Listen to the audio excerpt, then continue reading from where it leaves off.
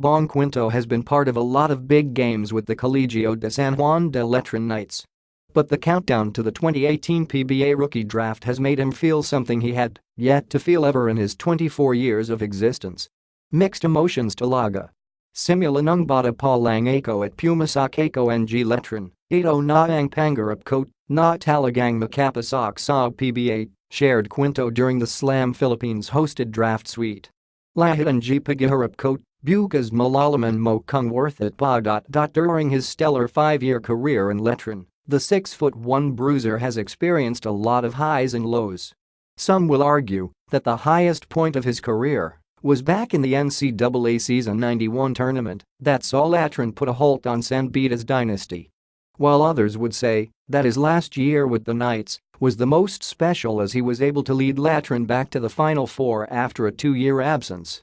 This time around, he is no longer fighting for pride. What's at stake right now is his future. Magkaiba talaga ang feeling. Inayasap mo lang sa Letran, young championship.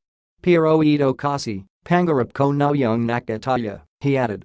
Still, the Letran life are shared, that his school has already prepared him for this. And come the next chapter of his career, he believes he can be a two-way player, a leader and a follower.